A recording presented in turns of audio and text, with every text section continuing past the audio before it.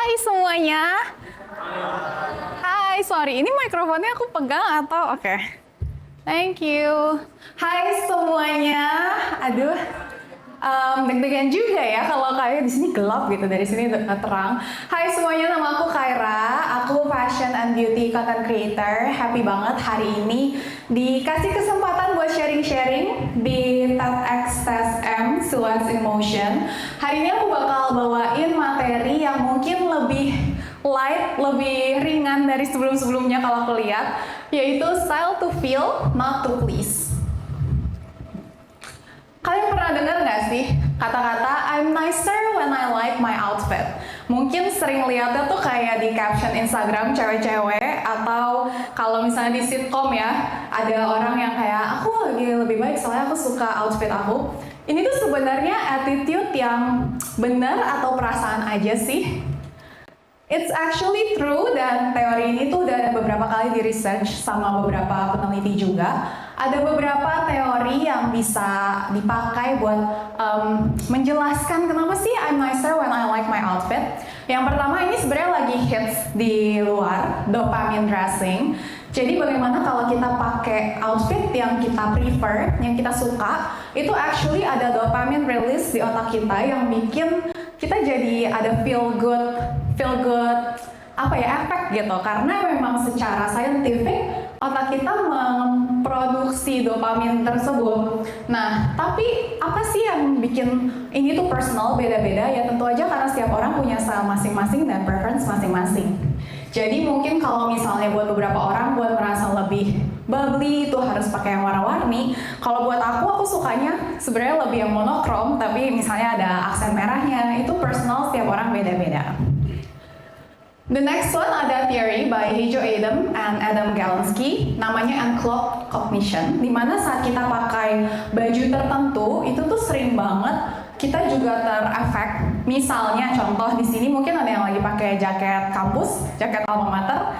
Kalian ngerasa nggak kalau lagi pakai jaket kampus, kok kayaknya lebih cinta kampus gitu ya? Atau misalnya lagi pakai baju adat tertentu, terus jadi ngerasa lebih, oh Indonesia tuh banyak banget ya budayanya, jadi lebih nasionalis gitu. Itu memang bukan perasaan aja, tapi memang it's a science-backed theories. For me, style is personal and style is a language. Saat kita ketemu orang, menurut aku style atau baju yang kita pakai itu adalah salah satu alat komunikasi utama, pertama yang kita menyampaikan sesuatu secara nggak langsung ya. Karena aku juga belajar ilmu komunikasi, dan komunikasi itu bukan cuma apa yang kita ucapkan, tapi apa yang kita bawa, apa yang kita gerakan-gerakan kecil itu termasuk dari komunikasi, including what we wear. Style as a language, kalian pernah ngerasa nggak sih kalau misalnya ada di sini mungkin teman-teman yang dari daerah, aku juga dari daerah, kita kalau bisa lebih dari satu bahasa kadang-kadang ya, pas ngomong pakai bahasa tersebut tuh personality kita berubah. Kayak kalau aku dari Bandung, kalau aku ngomong sama teman-teman Bandung terus aku ngomong bahasa Sunda, biasanya aku jadi lebih bawel, cerewet, petakilan. Tapi kalau aku ngomong bahasa Indonesia jadi lebih demure, lebih sopan. Ngomong pakai bahasa Inggris jadi lebih kayak ada sedikit-sedikit attitude-nya kayak gitu. Nah itu tuh juga sama dengan apa yang kita pakai. Saat kita lagi pakai suatu baju tertentu, itu akan ada traits atau sifat-sifat yang lebih menonjol dari diri kita dibanding baju-baju lain. And style is personal. Your wardrobe, your closet might know you better than your friends. Ini aku baca-baca buat hari ini, aku banyak banget research, dan aku ngerasa oh betul juga ya sebenarnya a wardrobe, a closet is more than just outfits. Saat kita setiap hari pilih baju atau nentuin nih, oke, hari ini aku mau pakai baju ini, besok aku mau pakai baju ini, it actually shows about our preferences, our decision making process, our favorites, our priorities. Dan sebenarnya itu menggambarkan jauh lebih besar, jauh lebih dalam daripada apa yang terlihat di luar aja. Sekarang aku ada dua set of outfit. Ada set yang A, kayak sepatu olahraga, jeans, dan turtleneck santai. Terus aku punya outfit B yang lebih proper, lebih rapi. Mungkin kalau aku tanya di sini kira-kira mana yang outfit yang lebih cocok buat menyampaikan presentasi yang penting, orang akan lebih banyak pilih yang B. Kenapa? Oh, lebih proper. Oh, lebih rapi. Oh, lebih banyak komponennya mungkin. Tapi actually outfit yang A itu tuh adalah outfit yang dipakai oleh dan dipilih oleh Steve Jobs. He's one of the most influential person in the world untuk menyampaikan banyak banget presentasi penting tentang Apple. It shows how personal style is. And menurut aku Steve Jobs adalah salah satu contoh orang yang sangat mengaplikasikan style to feel, not to please. Karena mungkin outfit ini nggak pleasing ya buat banyak orang. Oh, kayaknya kurang rapi. Oh, kayaknya kok gimana ya, dia punya banyak uang, dia punya influence, kenapa dia nggak pakai yang lebih heboh mungkin atau flexing mungkin. Tapi buat dia, oh nggak, ini this is how I wanna feel. I wanna feel simple, comfortable. Dan aku pernah baca juga Steve Jobs itu memilih untuk punya baju yang itu-itu aja karena buat dia itu mengeliminasi decision making process every day. Jadi dia bisa fokus ke hal-hal yang lebih penting. Nah, menurut aku itu adalah salah satu contoh pengaplikasian bahwa style to feel, not to please itu bukan cuma perkara oh bajunya harus banyak, oh aksesorisnya harus banyak, oh aku harus ngikutin fashion trend terus. Enggak, as long as you feel good in it, as long as you feel empowered, itu bukan sesuatu yang bisa didikte oleh society atau oleh orang lain, tapi how you feel in the outfit.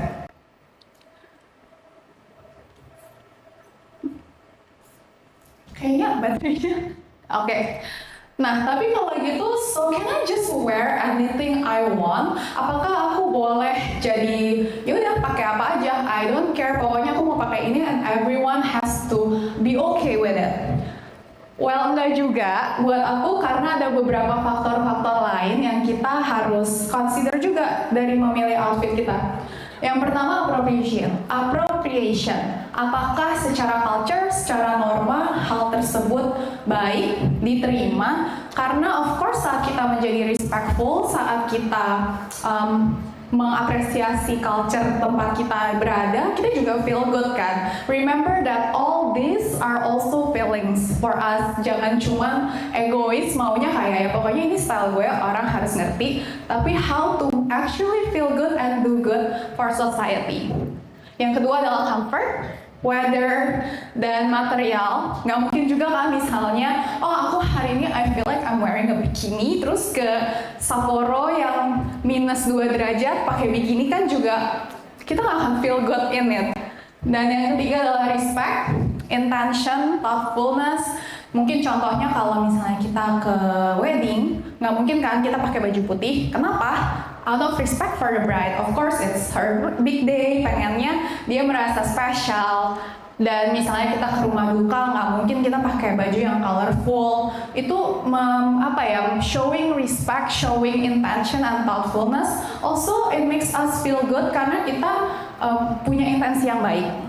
Dan yang keempat, safety. For activity atau movement, nggak bisa juga kita mau naik gunung terus tapi aku mau pakai long dress, nggak gitu ya, kayak ada beberapa hal yang tetap harus diconsider waktu pilih outfit kita, so that we feel good bukan cuman secara feeling atau kelihatannya aja, tapi secara all around kita feel good karena kita tahu we made the best decision.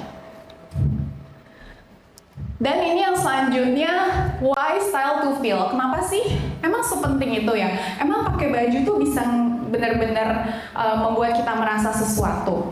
Oke, ini aku sedikit sharing karena aku dulu tuh sekolahnya fashion design. Jadi mungkin aku bisa kasih sedikit kayak kisi-kisi gitu. Kenapa sih orang tuh seharusnya merasakan sesuatu saat dia memakai produk fashion tertentu? Karena kita sendiri sebagai anak-anak fashion design, jauh sebelum kita buat produk fashion, kita tuh start dari yang namanya mood board. Mood board tuh apa sih? Mood board is a compilation of things that make you feel a certain way, dan feeling itu adalah feeling yang kita pakai untuk mendeskripsikan collection kita. Jadi karena produk-produk itu dibuat dari feeling, it just makes sense kalau saat produknya jadi dan customer itu memakai produknya, they also feel something. Contohnya ini tuh adalah mood board yang kita anak fashion biasanya dulu suruh buat. Bukan cuman pakaian-pakaian aja loh, tapi kadang kayak gini, jamur, kain-kain, tekstur, itu tuh kita bisa, saat kita lihat kita merasa sesuatu, dan ini adalah contoh mood board gitu, bukan selalu harus yang kayak udah jadi berbentuk pakaian ya. Ini aku ada 2 contoh mood board, dimana kalian bisa bandingin saat lihat yang ini dan yang ini, pasti ada keyword, ada perasaan yang berbeda yang kalian rasain.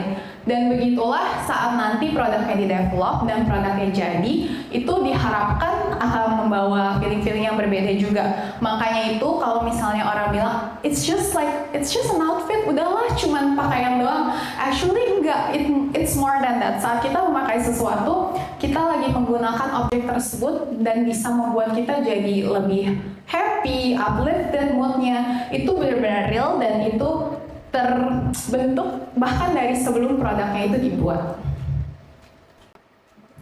And how to start styling to feel? Mungkin ini yang aku terapkan sehari-hari, karena kebetulan di pekerjaan aku senang banget. Aku suka dressing up dan pekerjaan aku allow aku buat dress up every day.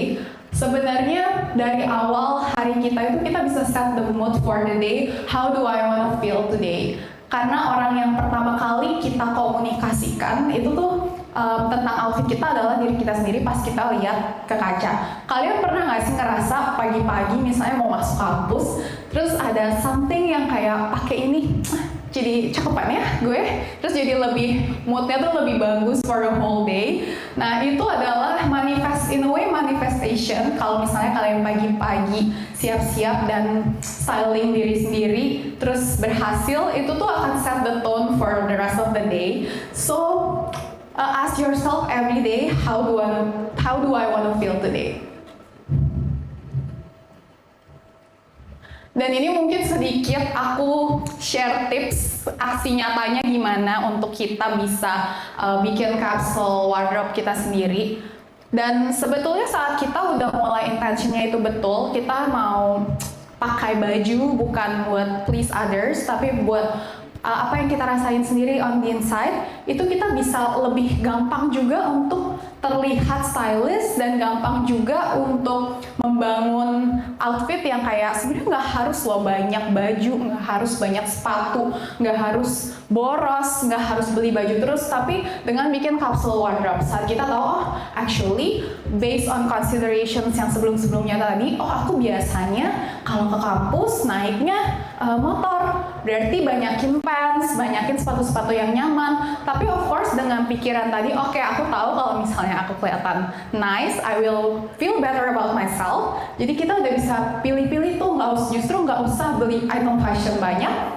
Kita tinggal pilih, oh ya kayaknya yang ini aku bisa sering pakai, yang ini aku sering butuh nih kalau aku butuh mood tertentu. Oh outfit ini aku bisa pakai kalau misalnya lagi sering mau merasa seperti apa. Dan nanti saat udah terbentuk capsule wardrobe, ya udah kalian tinggal repeat, mix and match dari semuanya, dan itu udah semuanya style kalian yang membuat kalian merasa bagus juga. Aku akan tutup materi aku dengan statement ini. Style is not about pleasing others, it's about choosing daily how you wanna feel. Hopefully dari sini ada sedikit banyak yang bisa dipelajarin dan kalian bisa mulai mix and match outfit kalian more than just how people see it, tapi how you feel inside. Thank you.